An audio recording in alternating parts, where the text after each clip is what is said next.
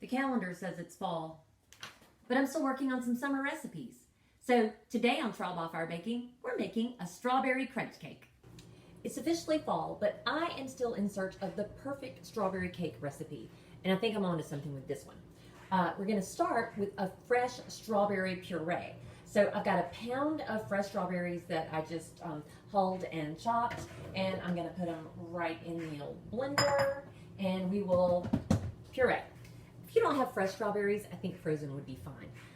And now I'm just going to take this strawberry puree and reduce it down on top of the stove to about a half a cup. We're going to go way down.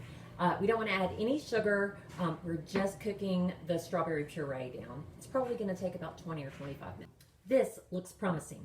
I ended up with a super concentrated strawberry puree that smells intensely strawberry-y. We will let this cool to room temperature before starting the cake. We'll start the cakes by mixing together a stick and a half of softened butter with a cup and 3/4 of granulated sugar. And we'll just whisk this together until it's smooth and creamy. Next up, we will add 5 egg whites to the butter and sugar and just combine that until everything's mixed up. Now that the egg whites are mixed in, I'm going in with 2 teaspoons of vanilla extract and 1/3 of a cup of sour cream that's also at room temperature. And we'll just mix this up next. Now for the dry ingredients. I've got 2½ cups of cake flour that I've sifted, and I'm going to add 2 teaspoons of baking powder, 1/2 teaspoon of baking soda, and 1 teaspoon of salt. And we'll just give this a quick mix. And then with the mixer on low, we'll very gradually add the dry ingredients. Once the dry ingredients are combined, I'm going in with 1/2 cup of whole milk, and we will mix this on low just until combined. And finally, we will add that beautiful strawberry puree. Look at that gorgeous color. I don't know if you can tell. It's pretty hot pink and awesome looking. So we will add the strawberry puree with the mixer on low and stir just until combined.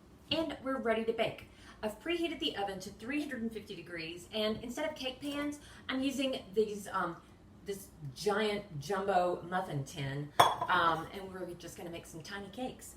So we'll just pour the batter about 2/3 of the way full into this muffin tin and bake for 20 to 25 minutes. We'll check it. Remember those strawberry shortcake ice cream bars that you used to get from the ice cream man? You know, that had the kind of crunchy coating on the outside? Well, I thought, why not do that to the cake today? So I'm going to add some freeze-dried strawberries to my blender and just blend those to a powder. And I'm going to add 2 cups of Rice Krispie cereal. And I only want to pulse this a couple of times. We want to keep some crunch. Once the cakes have cooled, I'm just going to slice these little cakes in half. It's a pretty pink color, not super pink, but it's okay. And fill them with, just get my piping bag. Fill them with a little of my favorite Swiss meringue buttercream that I've just added just a little of those freeze-dried strawberries.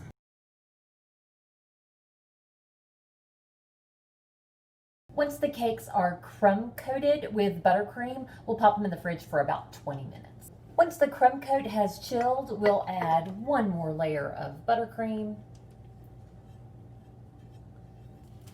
And then we'll just adhere our crunchy strawberry coating.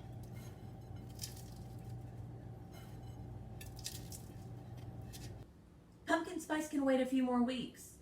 This is my new go-to strawberry cake. I'll probably cook down the strawberries a little more next time, but not a bad first shot. This has been another Trial by Fire.